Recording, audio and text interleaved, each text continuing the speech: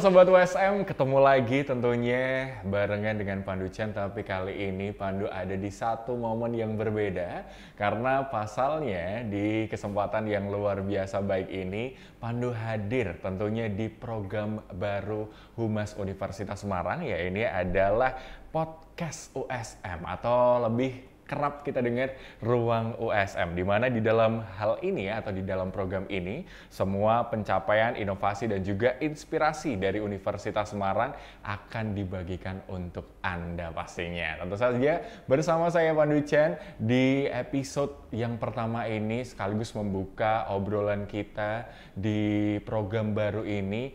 Tentu saja kita hadirkan narasumber yang luar biasa juga ya. Dan tentu saja di episode perdana ini senang sekali saya bisa menemani Anda. Dan hari ini kita akan membahas sebuah pencapaian yang baru sekali dikukuhkan oleh Universitas Semarang, yaitu akreditasi unggul. Dan ini bukan hanya sekadar status, melainkan juga bukti dari kerja keras seluruh sivitas akademika, tentunya dalam meningkatkan kualitas pendidikan.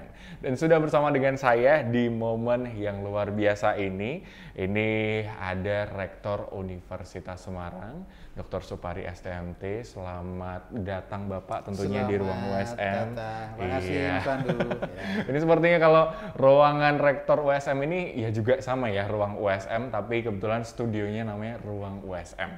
Jadi ini langsung kita datangkan pimpinannya langsung untuk menduduki kursi panas, langsung kita wawancara ini ya. Oke, kabarnya gimana Pak hari ini? Baik Sehat? sekali. Baik? Wah, luar biasa. Iya, hari ini sejuk.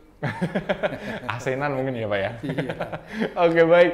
Dan tentu saja bagi Anda ini perjalanan menuju akreditasi unggul ini bukan sesuatu yang instan. Berbagai persiapan sudah disiapkan Universitas Semarang dan sudah dilewati setiap tahapannya hingga akhirnya berada di titik yang sekarang ini, yaitu akreditasi unggul. Nah, setelah lewat berbagai proses yang panjang ini pastinya kita juga penasaran. Kira-kira background story-nya seperti apa sih? Dan kisah-kisahnya seperti apa di baliknya?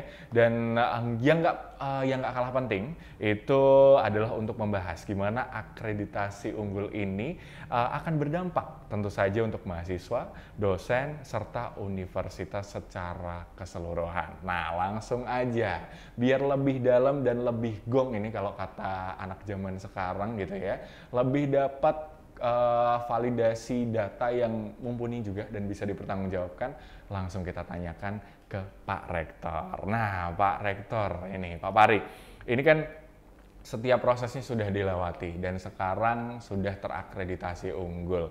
Otomatis banyak sekali hal-hal yang sudah dilewati gitu ya Pak ya. Nah, kira-kira dalam menempuh hingga sampai di akreditasi unggul, tahapan dan juga tantangan yang dihadapi Universitas Semarang itu seperti apa sih Pak? Boleh diceritakan dong? Wah, ini pertanyaannya singkat ya. Jawabannya bisa 37 tahun lebih. Waduh. Saya coba persingkat. Oke, siap Bapak. Jadi Mas Pandu, ini benar Mas Pandu bahwa USM untuk mencapai pada level ini sebagai perguruan tinggi yang terakreditasi dengan peringkat unggul itu memang sebuah perjalanan yang sangat panjang. Tentu ini tidak lepas dari para pemimpin USM yang telah lampau sejak tahun 1987 Mas Pandu. Saat itu bentuk USM ini belum universitas tapi masih Politeknik Semarang. Nah, saat itu kenapa Politeknik? Karena negara menunda, namanya moratorium. Pada tahun 87 itu tidak boleh ada universitas baru, yang boleh adalah Politeknik. Akhirnya pimpinan saat itu, para pimpinan yang saat itu juga pimpinan di Undip ya, melalui Yayasan Alumni Undip mendirikan Politeknik Semarang. Kemudian setelah pemerintah membuka peluang untuk dibukanya universitas tahun 1993 itu USM berubah bentuk menjadi universitas. Nah, Tentu ini melalui Pak Rektor Undip yang berkali-kali, kemudian Ketua Ikatan Alumni Undip yang waktu itu masih Prof. Toto Hadiarjoyo, kemudian membangun pertama di Undip dulu, di lokasi di Undip, kemudian ada kampus satunya masih bentuk lahan sampai sekarang, kemudian yang ketiga ini yang di Telogosari, kampus terpadunya di Telogosari. Nah, saya ingin sampaikan Mas Pandu dalam waktu yang relatif singkat bahwa sampai pada titik ini itu tentu tidak lepas dari para pendahulu, pimpinan yang mendirikan USM, para pemimpin pada rektor pertama, kedua, ketiga, keempat, saya rektor kelima. Ya, itu sudah meletakkan dasar-dasar yang luar biasa. Karena memang sejak didirikan tahun 1987 itu kepengennya USM itu perguruan tinggi swasta yang unggul. Nah, namun kan tidak bisa lahir langsung unggul ya Mas Pandu ya. Nah, itu perjalanannya tentu dengan meningkatkan sarana prasarana, sumber daya manusianya, mahasiswa, masyarakat yang juga tertarik untuk daftar ke USM untuk belajar. Lalu apa yang membuat USM menarik? Tentu kan juga harus memberikan sesuatu yang menarik untuk masyarakat. Jadi antara peminat sama pantas nggak diminati itu juga timbal balik kan. Nah, itu berlangsung sampai lebih dari 37 tahun kan umurnya pada hari ini ya. Sudah hampir 38 tahun nanti Juni tanggal 23 Dies Natalis. Nah, tentu untuk membangun semua itu, untuk ukuran unggul saat ini itu ada banyak parameter. Tentu profilnya USM harus baik. Profil potret sekarang harus baik. Dosennya, mahasiswanya harus baik. Tren mahasiswanya, sarana prasarananya harus baik. Kemudian juga kondisi lingkungannya juga mendukung. Ada peluang-peluang untuk para lulusan USM untuk berbakti ke masyarakat. Ada juga masyarakatnya juga animonya tinggi untuk masuk ke USM.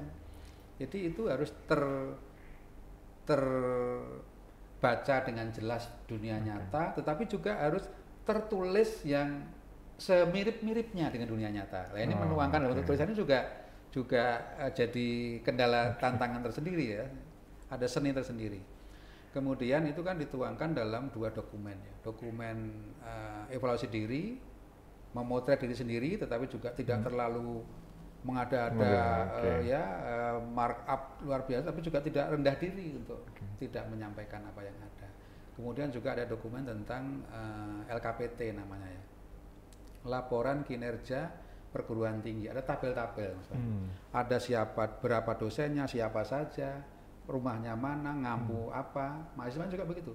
Sarprasnya apa saja, ada karyanya jurnal di mana saja, dan kerjasamanya dengan mana, karyanya dipakai enggak oleh masyarakat, itu ada tabel-tabelnya. Itu terangkum dalam dokumen yang terpisah dari laporan evaluasi diri tadi. Nah, kemudian di dokumen ini juga harus dilengkapi, ada 9 kelompok di sana, Mas Pak. Ini agak panjang penjelasannya ya. Pertama adalah tentang visi, misi, tujuan, sasaran. Itu harus jelas. Tahun berapa, unggul, kontribusinya seperti apa.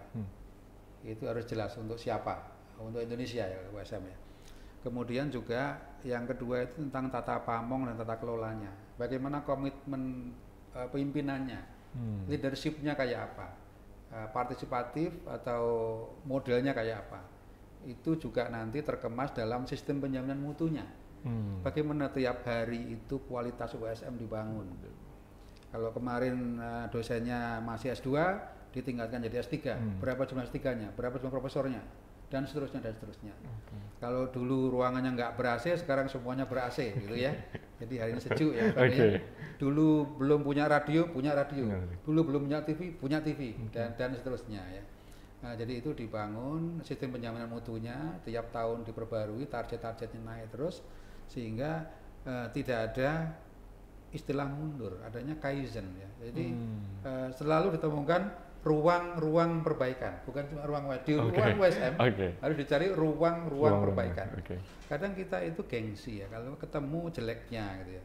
Tetapi kalau kita pemikirannya adalah jelek, itu artinya kita bisa improve. Itulah peran kita untuk meningkatkan itu.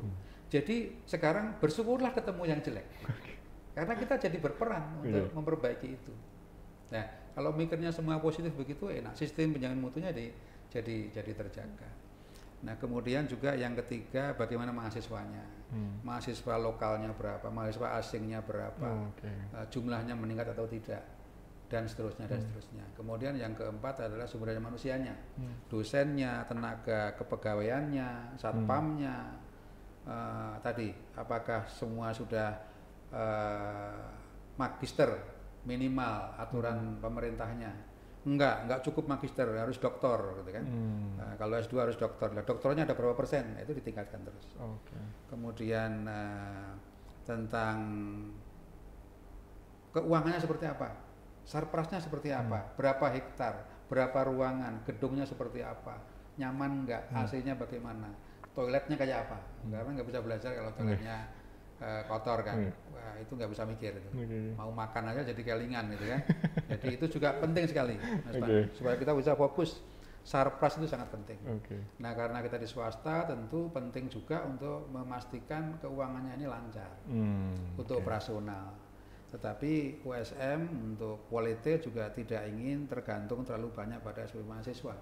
Kita juga menjual jasa-jasa karena SDM-nya prima, ya, menjual laboratorium karena bisa berbuat sesuatu untuk masyarakat, menjual jasa-jasa workshopnya, pesan apa di USM, menjual karya-karya untuk hilirisasi, hasil-hasil penelitian dosen, itu untuk tambahan-tambahan, juga kerjasama dengan instansi-instansi yang lain. Kemudian yang keenam adalah bagaimana pendidikannya. Nah, apakah terselenggara dengan baik?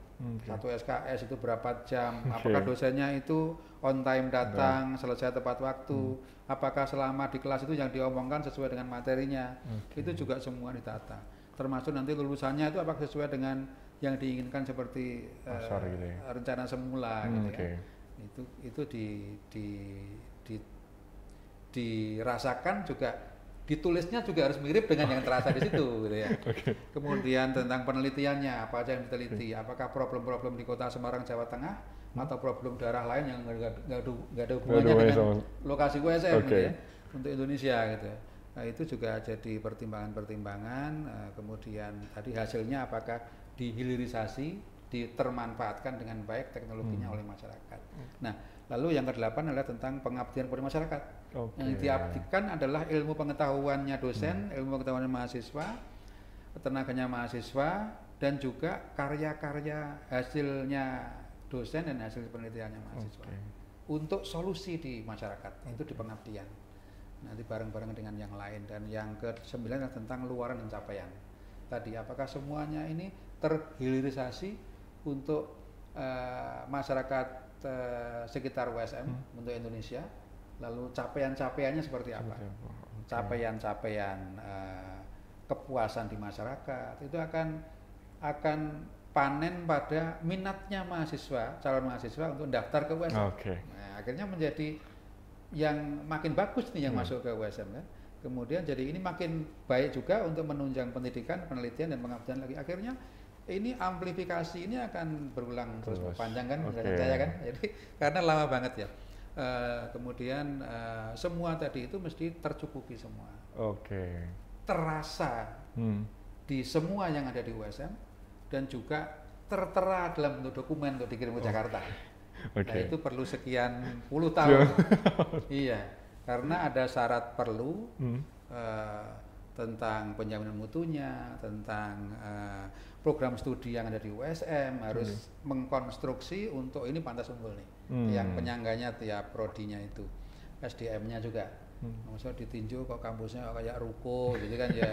Wah, ini yang ditulis lebih baik. Nah, ternyata kemarin alhamdulillah ternyata yang terjadi realnya itu lebih baik. Bukan berarti yang buat dokumen nggak bisa, bukan. Tapi memang sangat banyak yang ingin disampaikan, tetapi dokumennya sudah dipandu oleh panduan format dari pemerintah. Gitu ya, sehingga ingin ngomong apa ini perusahaan. Sehingga kemarin juga Pak Rektor presentasi hal-hal yang tidak ada dalam borang di dua dokumen itu. Supaya ini loh ada yang lain yang penjenengan perlu tahu lah USM ini tidak semuanya bisa dituangkan dalam wadah instrumen yang disediakan. Panjang kan? Nah, tantangannya itu bagaimana dengan sekian orang itu kita bisa berkolaborasi dalam satu pikiran. Kadang sikut-sikutan juga gitu ya. Itu seninya leadership di situ. Jadi ini kira-kira ya Indonesia banget. Kalau di Indonesia dari Sabang Merauke dengan warna kulit beda, dengan bahasa beda, dengan tinggi yang berbeda-beda, itu pulau yang berbeda-beda, itu di USM ini kira-kira seperti itu. Bagaimana bisa menyatukan gitu. Sila ketiganya ini harus jalan. Persatuan ini harus jalan gitu ya. Kemudian juga kalau ada perbedaan sila keempatnya dipakai. Kalau memutuskan sila kelimanya harus masuk gitu ya. Lalu jangan lupa sila keduanya, karena meskipun finansial dan sebagainya, kalau sila keduanya nggak masuk kemanusiaan yang beradab ya, itu ya nanti nggak berperi kemanusiaan, humanismenya jadi kurang. Tentu semua tadi untuk mengabdi kepada Tuhan yang Maha Kuasa ya. Saya kira Pancasilanya itu hidup lah, tetap berwarna gitu ya. Panjang kan. Wah, luar biasa. Kolaborasinya itu, seninya, tantangannya di situ ya Pak ya. Wah, menarik banget ya buat sobat USM mungkin bertanya-tanya, ternyata sepak terjangnya panjang banget. Tadi udah dijelaskan Pak Rektor bahwa ada nilai histori-histori yang tertuang di sana, dan tentu saja ini menjadi satu grand design besar gitu ya, sampai akhirnya USM ini bisa mengukuhkan akreditasi unggulnya dengan segala macam tahapannya ya Pak. Yang penting Mas Pandu saya tambahkan bahwa dengan perjalanan yang sekian puluh tahun tadi itu saya sebagai rektor pun tidak boleh mengklaim itu karya saya, tidak boleh. Ini karya dari sejak pendiri yang punya ide dulu, Mas Pandu, rektor pertama, kedua, ketiga, keempat, semua dosen-dosen termasuk yang sudah pensiun, semua alumni yang pernah belajar di USM yang kemarin juga hadir, ditanyai bagaimana USM, semua masyarakat, pemerintah, instansi yang bekerja sama dengan USM, dosen, pegawai, semuanya yang tidak bisa saya sebut satu persatu ya. Semua yang pernah berinteraksi dengan USM, mikir USM, berdoa untuk USM, anak-anak yatim piatu juga, jalur langit kita tempuh juga. Jadi ini adalah karya kita bersama. Tidak boleh satu dua orang mengklaim aku yang paling berjasa. Meskipun itu rektornya. Wah, ya, berarti semua ini untuk yang terlibat. Kemajuan kita semua ya Pak ya. Wah, ini keren sekali, sumbangsih dari semua pihak akhirnya membuahkan hasil USM terakreditasi unggul. Nah, ini pasti yang jadi pertanyaan selanjutnya, ini adalah dampak instannya seperti apa? Nah, ini yang jadi pertanyaan nih, bahwa ketika seseorang, contoh kalau misalnya kita dapat gelar sarjana, otomatis kita udah mulai bisa dipertimbangkan nih di pasar industri. Nah, kalau dengan akreditasi unggul nih Pak, dampak langsung dari akreditasi ini untuk mahasiswa, dosen, dan juga lulusan seperti apa? Itu saya bagi tiga Mas Pandu. Karena kita kan selalu berjalan ya, berubah ya. Jadi mahasiswa USM itu kan ganti terus. Tiap tahun ganti. Tahun ini masuk, tahun ini juga ada yang keluar. Yang di sini 4 tahun, selama 4 tahun di USM lalu lulus gitu ya. Saya bagi tiga itu untuk baik dosen, karyawan, mahasiswa, instansi masyarakat, pemerintah, gubernur, presiden, wali kota yang pernah bersinggungan dengan USM di masa lalu, di masa sekarang, dan di masa yang akan datang. Siapapun yang terlibat. Itu saya bagi tiga itu. Di masa lalu, kalau mahasiswa itu kuliahnya pada tahun 88, 90, itu kan sudah berkarya ya. Di kantornya, di pemerintahan, di konsultan, di hakim, di pengacara, dokter, banyak, psikolog gitu ya. Itu mendengar USM unggul, itu ikut bangga mereka. Meskipun kuliahnya itu pada saat dulu belum unggul. Kan sakit kalau dulu alumni mana, alumni perguruan tinggi yang sekarang sudah nggak ada itu sakit itu. Jadi perguruan tinggi saya adalah perguruan tinggi yang makin berkembang. Itu juga hasil dari masukan-masukan para alumni itu, sebaiknya ini itu, karena setiap nyusun kurikulum untuk pendidikan kita panggil juga alumni, sebaiknya dikasih apa nih adik-adik kelas. Jadi untuk mahasiswa yang kuliahnya di masa lalu pun ikut bangga. Itu instan sekarang. Yeah. Ya. Kemudian dosen yang pernah berkarya sudah pensiun pun ikut bangga. Gubernur, menteri yang ikut meresmikan gedung di USM pun ikut bangga. Ini yang di masa lalu. Yang masa sekarang tentu saja ketua pembina sekarang, pengurus sekarang, rektor sekarang, WR sekarang, dosen sekarang, mahasiswa sekarang, reporter sekarang, direktur TV sekarang, itu ikut bangga dengan USM sekarang unggul gitu ya. Kemudian mahasiswa juga tentu dosen. Kemudian juga masa depan jadi makin pede. Ya. Makin pede. Jadi orang-orang saya kira sudah dengan podcast ini misalnya salah satunya ini menyampaikan marilah bergabung dengan USM karena sudah unggul, makin pede USM, dan saya harap juga masyarakat makin pede untuk bergabung dengan USM untuk kita maju bareng-bareng gitu ya. Jadi untuk masa lampau, masa kini dan masa depan secara instan sekarang bareng-bareng tiga kelompok ini saya kira. Sekarang masih di SMA pun SMP sudah wah itu besok aku milih USM nih kalau kuliah. Ya sudah mulai untuk calon-calon USMers masa depan.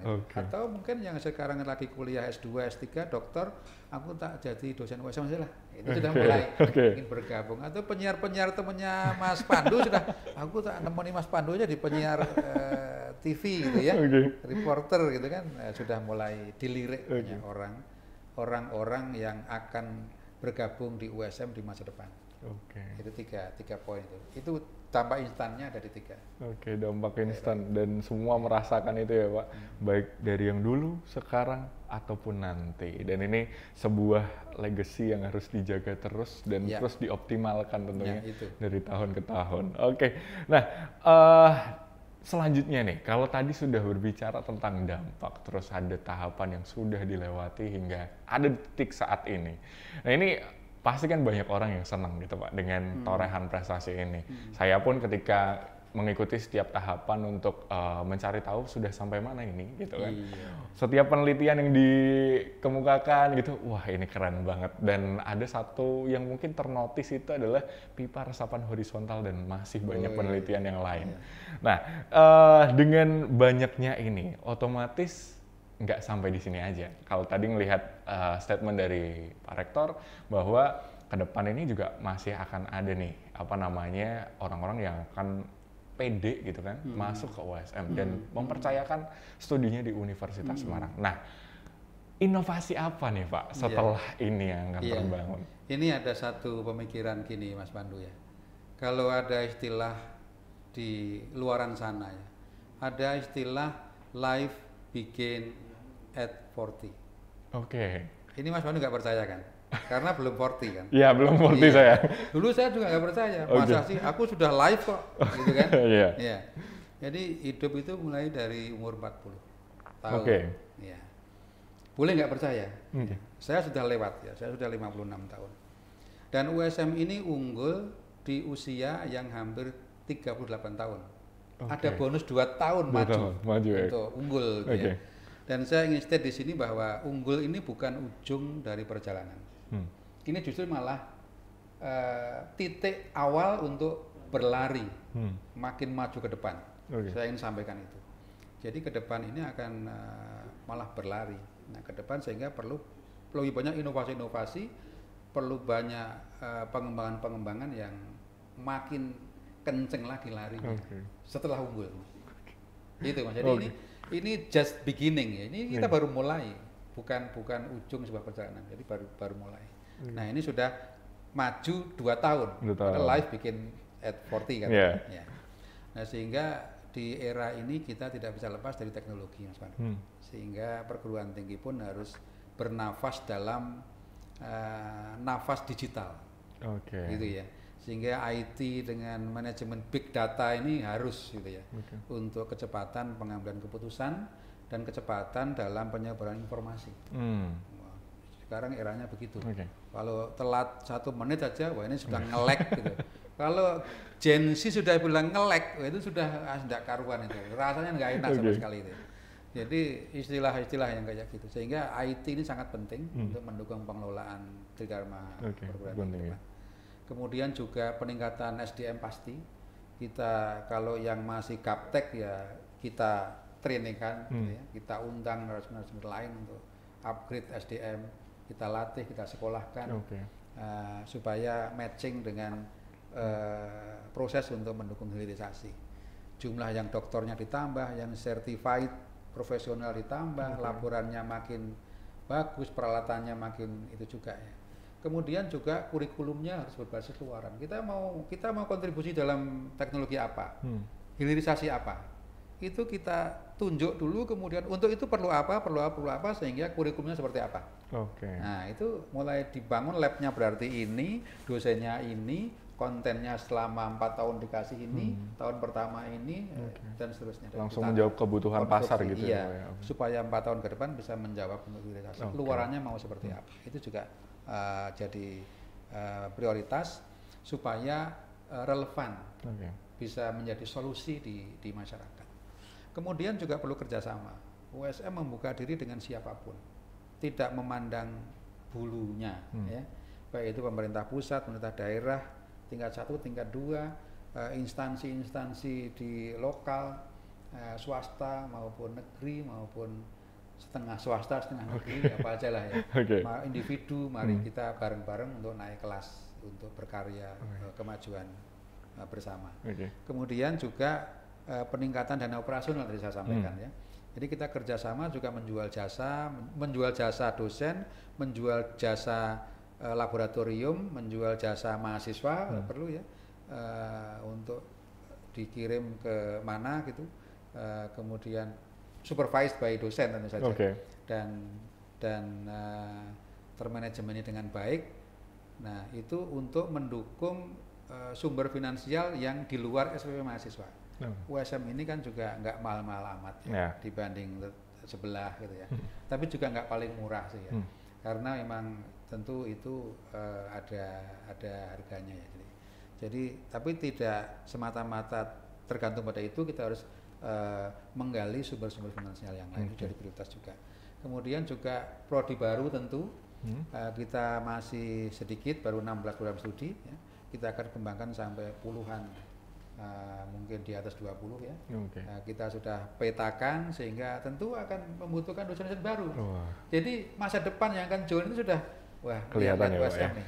Akan ada perlu dosen prodi bidang apa gitu. Yang baru nih, yang belum ada nih. Yang ada juga perlu peningkatan jumlah dosen karena mahasiswa juga akan meningkat ya.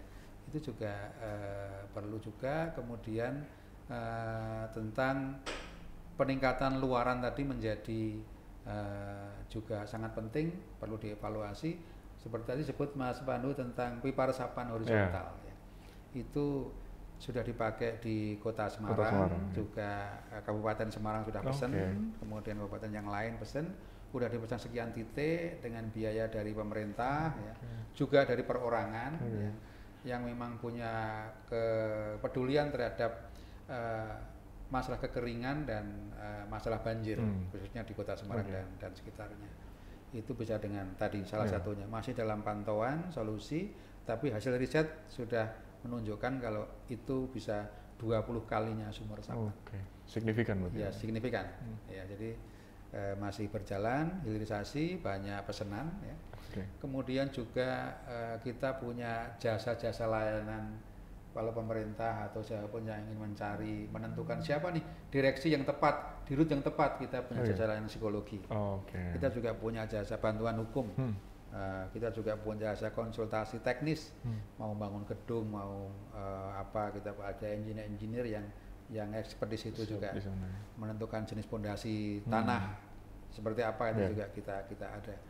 Dan ekonomi juga, mau membangun software seperti apa sehingga akuntingnya bisa baik sesuai dengan perusahaan, bisa pesan ke USM, atau website sederhana bisa pesan. Jadi kita menjual jasa-jasa itu untuk menghasilkan tambahan-tambahan pendapatan. Dan tentu saja sarpras Mas Pandu, kita tentu ingin expand ya,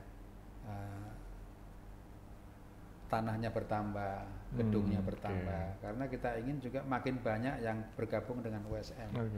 Karena saya sendiri, USM sendiri berdiri itu kan karena keprihatinan betapa terbatasnya daya tampung perguruan tinggi untuk generasi muda, sehingga perlu perguruan tinggi swasta.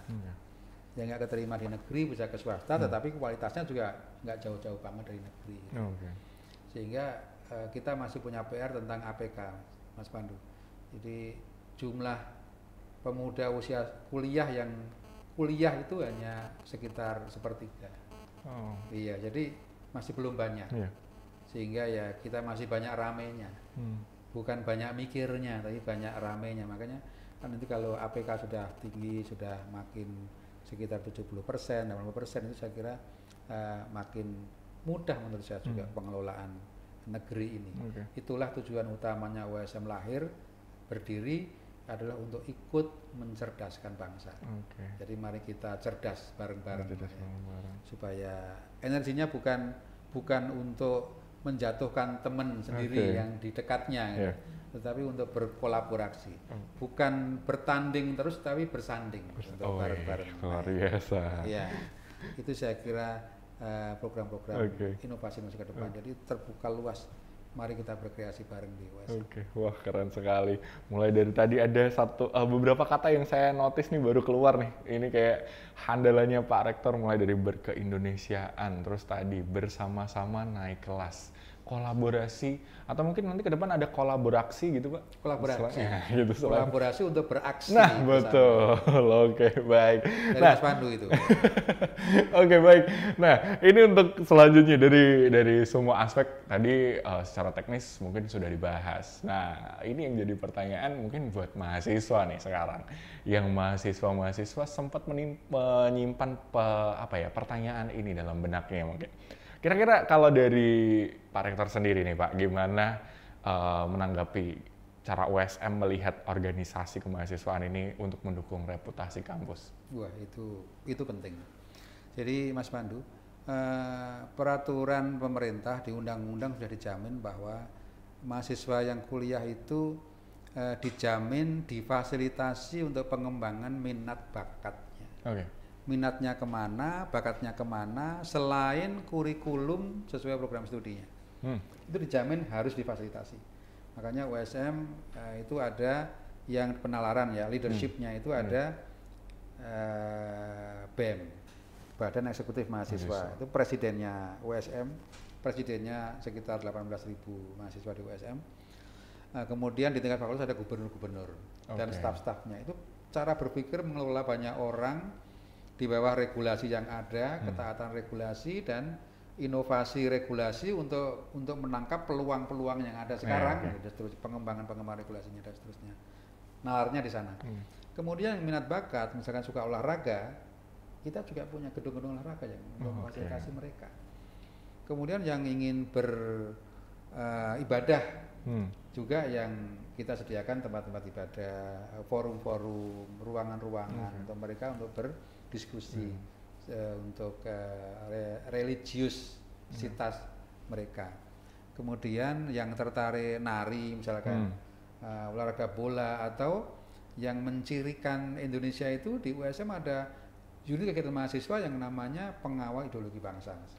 Di situ diamati bagaimana Indonesia ini tentang Pancasila itu implementasinya sejauh mana, gitu ya. Regulasinya kayak apa, seperti apa, dimappingkan ke itu ada unit kegiatan mahasiswanya. Mahasiswa yang bertemu di situ, komunitas di situ yang mengamati tentang berkeindonesiaan. Itu kan asalnya kan Pancasila. Jadi Pancasila itu ya sudah terpatri di USM, baik dosennya, karyawan maupun mahasiswanya. Jadi itu adalah strategi USM untuk membangun soft skill, untuk berkomunikasi, berinteraksi, membangun karir, membangun skillnya di luar kurikulum program studinya tadi, sesuai minat bakat mereka. Dan itu terutama yang komunikasi ya, itu sangat penting. Orang pinter banget kalau nggak mau kerja, kalau nggak disuruh itu juga namanya nggak pinter. Tapi kalau orang yang ngerti kondisi lapangan harus berbuat apa, harus beraksi dengan kolaborasi dengan apa yang ada, itu pinter, itu cerdas sosial. cerdas sosial dan cerdas untuk memberdayakan semuanya, sehingga karyanya, prestasinya menjadi milik semuanya, sense of belongingnya jadi milik semuanya. Jadi, saya kira itu Mas, jadi soft skill ini sangat penting untuk mendampingi hard skill yang tertera di transkrip nilai-nilai yang muncul. Ada nilai-nilai seseorang yang Mas Pandu ini ada nilai-nilai yang nggak tertera di sana. Bisanya hanya ya diputuskan saja sudah. Mas Pandu itu begini. Tapi nggak ada di rapotnya, transkripnya, nilainya A, B, 4, IP di luar itu. Ada value yang ternyata itu lebih bernilai daripada yang tadi. Soft skill. Wah, keren sekali. Ini luar biasa, berarti USM itu dengan sedemikian rupa menjembatani mahasiswanya juga untuk mendevelop diri selain dari tadi hard skill, tapi juga soft skillnya. Karena tadi sesuai yang udah disampaikan Pak Rektor bahwa ada nilai-nilai nih yang nggak tercantum dalam selembar kertas itu yang bisa juga jadi sebuah pertimbangan. Nah, selanjutnya nih Pak, kalau tadi sedikit nih, tadi ada inovasi ke depan bahwa USM ini akan berfokus pada luaran gitu. Profilnya luaran, seperti apa luarannya? Nah, ini kan kalau luaran ini berkaitan dengan kerjasama dengan industri. Betul. Ya. Nah, apakah USM ini punya kerjasama dengan dunia industri untuk tentunya develop mahasiswa-mahasiswa ini supaya bisa menjawab tantangannya itu, Pak? Punya dan banyak, Mas Pak. Saya nggak bisa satu persatu nyebut ya. Kalau itu ada di Humas itu ya.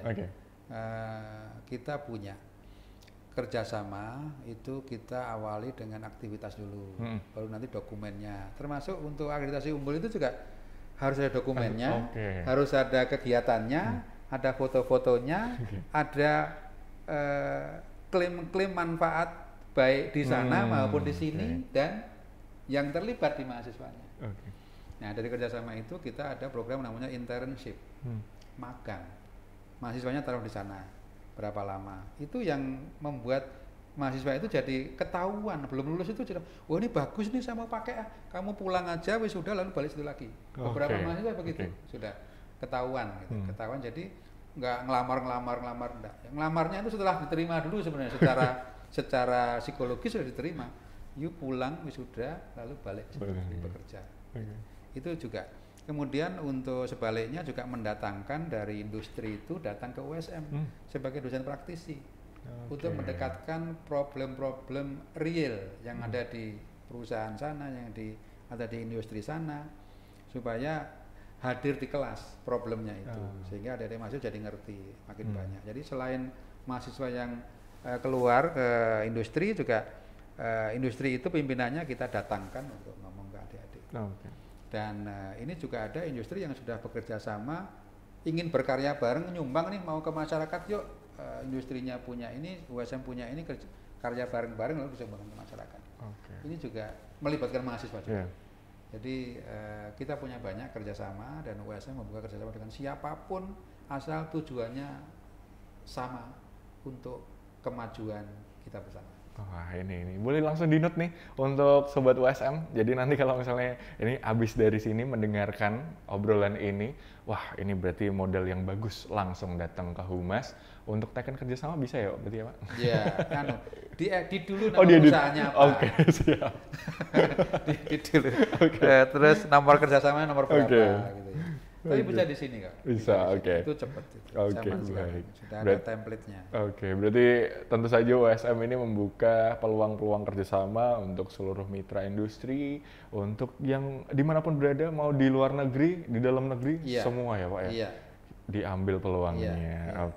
Nah, selanjutnya nih, kalau tadi udah ngobrol tentang industri, terus habis itu ada luaran juga. Nah, yang jadi pertanyaan selanjutnya, kira-kira potensi lulusannya untuk masuk ke dunia kerja ini seperti apa? Apakah USM ini juga menjembatani alumni-alumninya mendapatkan pekerjaan atau menciptakan lapangan pekerjaan sendiri, Pak? Mas Pandu, untuk diketahui bahwa alumni USM itu sudah lebih dari 51.000 orang. Berkarya di penjuru segala penjuru di Indonesia sampai ke luar negeri. Dan mereka sering hadir di USM karena kita punya kegiatan rutin tahunan yang beberapa kegiatan dalam setahun. Nah itu setiap wisuda juga kita undang untuk ngasih ngomong ke adik-adik kelasnya. Oke. Mereka banyak sudah sukses, perusahaan, direksi, ada yang pejabat di pemerintahan gitu ya, menyampaikan trik-trik untuk sukses seperti mereka. Dan ada juga yang menyampaikan, aku butuh karyawan nih, langsung buka lowongan di situ. Jadi karena direktur gitu ya. Kemudian itu terkomunikasikan dengan baik para alumni itu di USM. Bahkan di USM itu ada poskonya para alumni.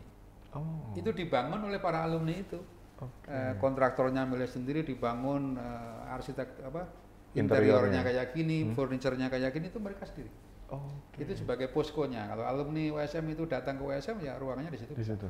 Ya, kalau mau ngomong dengan adik-adik ya bisa dikoordinasikan di situ.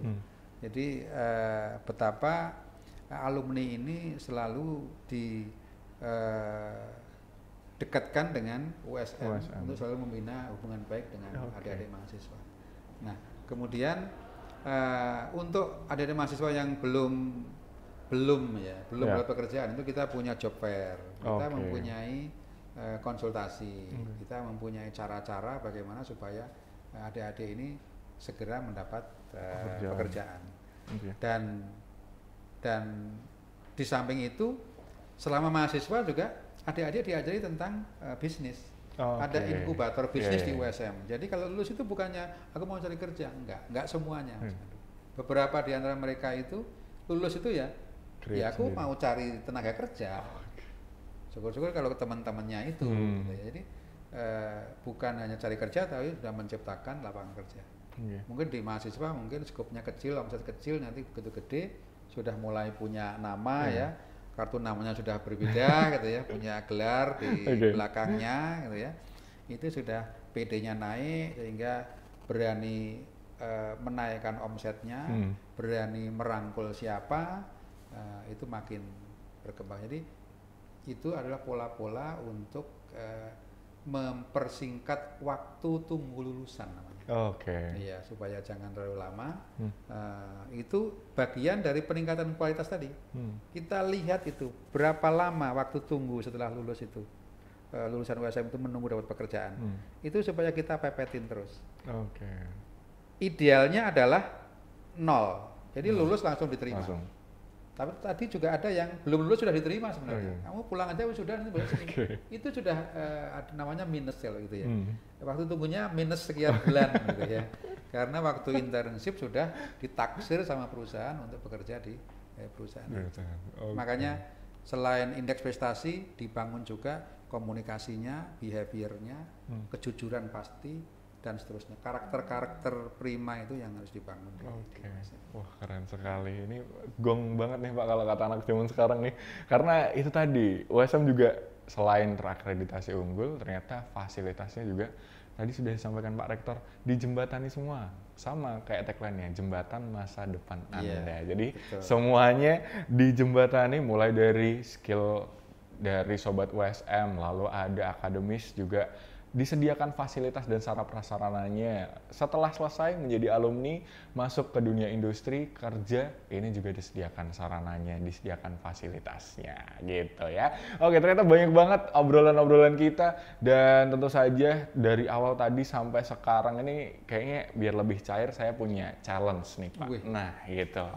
Biar lebih slow lagi, slow dan lebih enjoy duduk di kursi panas ini, dari tadi kayaknya ditanya terus. Kok sejuk ya kursinya ya? Ternyata setelah duduk agak lama ini nggak panas. Nggak panas ya? Oke. Nah ini waktunya saya ajukan nih Pak. Ada satu momen di mana Bapak harus menjawab dengan cepat setiap pertanyaan-pertanyaan yang saya ajukan ini. Lulus enggak ya? Waduh, lulus enggak ya? Ini yang jelas enggak ujian SIM Pak, aman Pak ya? Oke, langsung aja kita jawab singkat dan cepat. Ini kita masuk pertanyaan pertama. Untuk Bapak selaku rektor nih, pasti punya point of view tersendiri melihat kondisi atau stakeholder terkait yang ikut bekerja sama dengan USM dan turut serta bersama-sama naik kelas memajukan USM juga. Nah, boleh dong Pak, tolong berikan Atau gitu. gambarkan, iya. Tolong gambarkan mahasiswa USM dalam 3 kata. Melaju dalam keterbatasan. Melaju dalam keterbatasan. Ada penjelasannya. Oke, apa ini? Menarik nih. Jadi apapun alasannya, Hah? yang nggak bisa ditawar adalah terus maju. Oke. Jangan ada jam-jam hilang, hari-hari hilang tanpa peningkatan kualitas. Oke. Terus melaju. Dalam keterbatasan, kebanyakan anak-anak sekarang, adik-adik sekarang itu kan mengeluh ya. Kurang ini, kurang itu. Ya. Mobilnya baru Brio, gitu. Belum Jazz. Gitu. Jadi orang kalau sudah mengeluh, dimanapun mengeluh. Jadi menteri pun mengeluh. Gitu ya. Tapi kalau kita sudah challenge, whatever the reasons, kita mesti maju. Ya. Semua itu pasti terbatas. Mau naik motor hujan, orang mengeluh, tapi nggak ada masalah gitu. Terus selalu ada keterbatasan. Itu catatan dari saya. Jangan pernah berharap nggak ada keterbatasan. Kita tercipta dalam keterbatasan. Pasti ada batasan. Makanya jangan mengeluh di situ. Melaju dalam keterbatasan. Keren banget. Ini powerful banget nih. Oke, melaju dalam keterbatasan. Harus terus melaju, maju terus, nggak ada kata berhenti atau stuck, atau kita harus terus bertumbuh tiap hari gitu ya Pak ya. Oke, selanjutnya ini nih. Ini kalau ngelihat dari statementnya Pak Supari ini visioner sekali memang beliau ini. Jadi pandangannya maju ke depan gitu jauh sekali. Jadi kita akan tanya. Pak Supari ini kan sebagai Rektor Universitas Semarang. Tolong dong boleh diberikan mimpi terbesar USM ke depan. Sebagai rektor ya? Iya. Sebagai rektor saya mempunyai mimpi untuk mewujudkan mimpi pendahulu saya. Oke. Menarik. Kenapa nih? Ada reason di baliknya pasti nih. Iya. Oke. Jadi saya tidak boleh punya mimpi saya sendiri, mengabaikan mimpi-mimpi senior-senior saya. USM berdiri tahun 1987 dengan rektor pertama, kedua, ketiga, keempat, dan saya rektor kelima. Tentu saya harus mewujudkan mimpinya para pendiri. Adalah untuk ikut mencerdaskan bangsa. Jadi saya pun bermimpi meneruskan beliau-beliau untuk ikut secara signifikan mencerdaskan bangsa. Dengan menyumbangkan lulusan-lulusan yang memang pinter, prima, cerdas di masyarakat, kontribusi untuk solusi problem-problem real di masyarakat Semarang, Jawa Tengah, Indonesia. Jadi saya punya mimpi meneruskan mimpi-mimpi beliau. Itulah mimpinya. Meneruskan mimpi pendahulu berarti untuk mencerdaskan kehidupan bangsa. Wow, keren banget. Ini panjang banget dan prosesnya pasti nggak akan mudah ya Pak ya. Iya. Ini harus butuh. Makanya kita akan rangkul banyak sumber daya bertalenta menjadi dosen, karyawan, dan kita akan rangkul calon-calon pemimpin bangsa menjadi mahasiswa USM. Wah, keren. Lulus, jadilah pemimpin di institusi masing-masing. Ini luar biasa. Boleh kasih aplaus dong para penonton. Iya. Nah masih ada lagi. Kalau suruh menggambarkan nih, Pak Rektor ini berarti dari tahun 2021 ya Pak? Apanya? Menjadi rektor 2019. 2021. 2021. Iya. 2021 otomatis kalau sampai 2025 ini udah cukup panjang gitu ya. Iya. Kalau boleh disebutkan nih Pak, tolong dong berikan satu kata untuk USM. Harus satu ya? Iya, satu aja Pak, satu aja. Dua nggak boleh ya? Nanti nggak punya teman loh satu. Satu kata untuk USM itu adalah berhati. Berhati? Wah, berhati. Ini keren. Apa nih? Ada makna apa nih Pak di baliknya? Guru saya bilang, setiap manusia itu punya hati. Tapi kalau hati itu nggak baik, maka orang itu jadi nggak baik. Tapi kalau hatinya baik, orang itu jadi baik. Ini tergantung hatinya. Makanya kalau berhati, maka itu artinya hatinya baik. Ya saya pakai hati aja. Mungkin belum sama dengan saya, ya saya tunggu samanya. Hari ini belum ngerti, ya besok saya ulangi lagi, semoga ngerti. Jadi saya lebih suka orang yang pada akhirnya ngerti daripada orang yang kemarin kita ngerti ternyata nggak ngerti gitu. Jadi lebih suka jadi endingnya. Jadi yang penting itu endingnya, kesimpulannya baik. Ya, jangan bab 1, bab 2-nya luar biasa, bab 3, bab 4 skripsinya kacau balau gitu ya. Kesimpulannya lebih kacau lagi. Gitu ya. Jadi kita makanya live bikin at 40 tadi itu ya makin mateng, makin yang dicari itu makin ketemu lah ya. Makin ngamalnya makin banyak, rezekinya Mas Pandu makin banyak, kan temennya nanti kena kecipratan juga. jadi berhati. Apapun kita punya kewenangan, kita nggak punya kewenangan, kita harus berhati. Merangkul semua yang ada. Nggak cukup dengan menyalahkan karena kita merasa benar, nggak cukup. Mari kita buat semuanya jadi melted, jadi satu untuk bergerak bareng-bareng. Ini kita kerja bareng-bareng, nggak bisa. Rektor nggak bisa sendirian. Rektor perlu Mas Pandu. Baik. Ini luar biasa banget dari tadi. Ternyata kalau dikumpulin banyak banget nih kata-kata yang bernilai. Mulai dari kolaborasi, terus berkeindonesiaan, terus ada ini tadi, Bapak ini luar biasa menyampaikan bahwa kita harus berhati. Nilai yang paling penting dalam menuju target-target yang sudah ditetapkan itu tadi. Wow, luar biasa. Nah, ini sampailah kita di penghujung podcast kita, obrolan kita kali ini. Wah, ini boleh dong Pak di penghujung ini disampaikan sedikit mungkin closing statement atau mungkin pesan untuk mahasiswa dan juga seluruh stakeholder yang terlibat. Terima kasih Mas Pandu. Saya sampaikan terima kasih kepada semua stakeholder, siapapun yang berinteraksi dengan USM, berinteraksi secara nyata maupun berinteraksi dalam pikiran, berdoa. Terima kasih USM pada saat ini sudah terakreditasi dengan peringkat unggul, suatu cita-cita, suatu beban suatu tanggung jawab yang harus saya wujudkan. Saya diamanai sebagai rektor.